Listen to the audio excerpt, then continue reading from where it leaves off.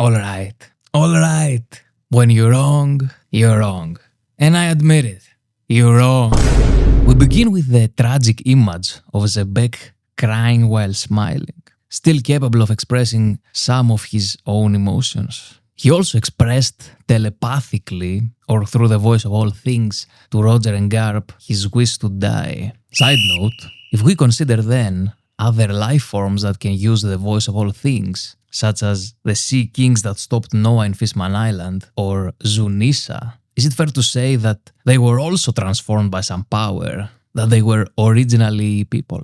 For example, let me introduce you to my boy here, the yellow frog. Guys, this is Binks. Binks, guys. You know, the owner of the sake. Something to keep in mind. Anyway, Roger and Garp both attack Xebec with Conqueror's haki, but he actually withstands it, eats the blows and then retaliates. He manages to throw them back with his superior haki. That exchange results in the heavens being split open. Besides conveying the epicness of the battle, this imagery must have another meaning. It's like a symbol signifying the individuals who can reach the upper realm, touch the sky, enter the dominion of God to challenge him. Or in other words, to challenge the great evil, the piece of shit who's somewhere hiding. Speaking of double meanings and shit, I feel like the rocks of the island are a metaphor for Rox the man. When the rocks fall down, it's Rox's downfall. When Rox died, figuratively, meaning when he got Domi reversed, lost his will and forced to turn against his own family. That's when the first rock fell.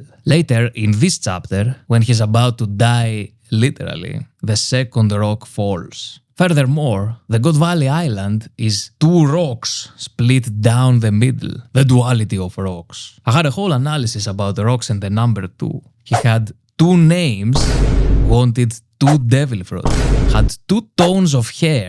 In his intro, he asks 2 questions holding 2 fingers. That was for 2 weeks ago, but the arguments were too weak. Or so I thought, because in this chapter, he dies to 2 opponents in place of 2 of his family members. Seeing the sky split makes everyone else split as well. Bunch of traitors and wussies. I'm here for the real man. We had our share of epic moments so far, but when I saw the next page, my eyes got biceps. I grew a mustache. Well, I can do that anyway. It gave me enough testosterone to go to the UFC and fail a piss test. I'm of course talking about the bloodied Roger and Garp fiercely throwing their coats to the ground to get their hands dirty, then join forces to fight against the devil god who controls their former rival. Pretty cool. I mean, the whole chapter is inspiring. It gave me the courage to finally go out and hunt some demons. So Roger and Garp do some combo strikes versus Demon Xebec. All the while, Garp is wondering, can we undo this curse somehow? Valid question. Guess we'll never know the answer since you killed him. Murderer!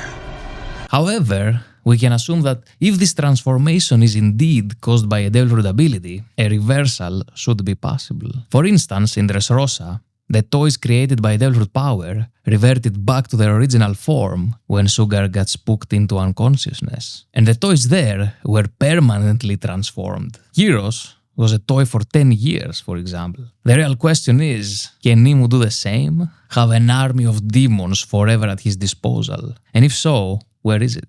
Underground? Like the toy workers enslaved in Dressrosa? Have we seen it? I mean, the only demon-looking guy I can think of is Magellan. But he's cool. He's actually fighting demons in the toilet.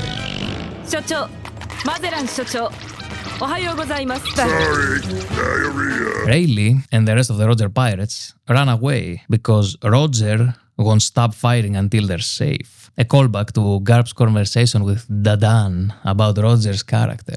Garp said Roger never ran away because the people he cared about were behind him. He didn't want the enemy to chase after them. How noble. But he also described him as a demon, which gets a whole different meaning now. Rayleigh says, it's strange. This haki. What do you mean, sir? Are you referring to Imu's devilish aura? You shouldn't be weirded out by that, Mr. Dark King. Let's keep Big Mom's yapping. Whitebeard meets Marco's pops, Mr. Polo Graham. So Marco wasn't an orphan, and his real name is Marco Polo. or Polo Marco, whatever. I didn't expect Whitebeard to ditch Xebec like that. I thought they were boys, considering 3 chapters ago Whitebeard said, "I owe you, Rox. I always drink on the tab, my man." I guess it kinda makes sense, since Rox hit him first last chapter. Also, the whole crew's motto was none for all and all for themselves. But maybe Whitebeard's decision is what led to his eventual death at the hands of Xebec's son. Teach. Dragon saves the survivors of the human hunt by holding his fellow marines at gunpoint. I guess this is his official resignation from the Navy, as opposed to his dad, who chose to stay to protect the marines. But before that, the narrator jumps in to tell us Imu and company purged the records of God Valley. Yes, we know. Speak of the devil, we learn that Imu is actually black, unless Roger is colorblind. Does that mean the black silhouette is what Imu genuinely looks like? Roger offers Garp to join his crew. You know, in Romance Dawn, Garp was actually a pirate who wore Roger's straw hat. Well, here he's a marine and opts to remain one. But at least he agrees with Roger that justice is fucked. But then, why want Luffy and Ace to follow in your footsteps? Probably to have them close to protect them.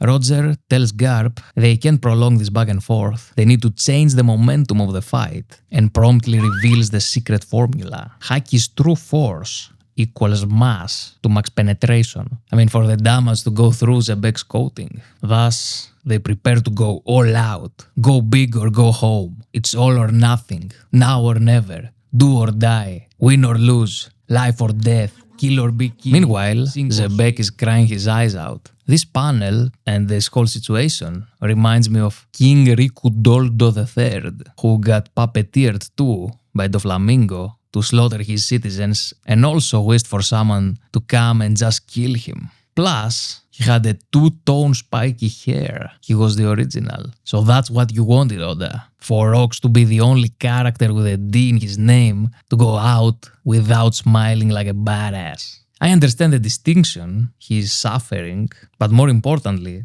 every other character on the list had agency. Roger's end started the golden age of piracy. His wife, Portgas D. Rouge, died so Ace would live. Ace sacrificed himself to protect his brother and died surrounded by people who loved him. Even King fucking Cobra literally stood against Imu and proclaimed proudly he's part of the D clan. This phenomenon, dying smiling, is not exclusive to people with a D moniker though. Here are some non-D examples. Belmer with the iconic I love you. Toonami and Nojiko. Dr. Hiruluk.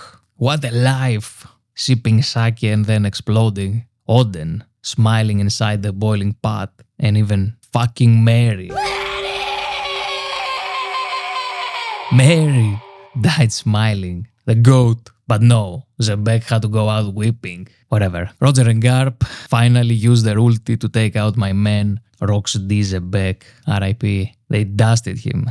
Made him evaporate, but his legacy lives on. It leaves an echo, in the exact words of the narrator. I remember that echo thing being used before. Found it on the poneglyph Robin read in Skypiea in chapter 272. We are the ones who weave history with the reverberations of the great bell.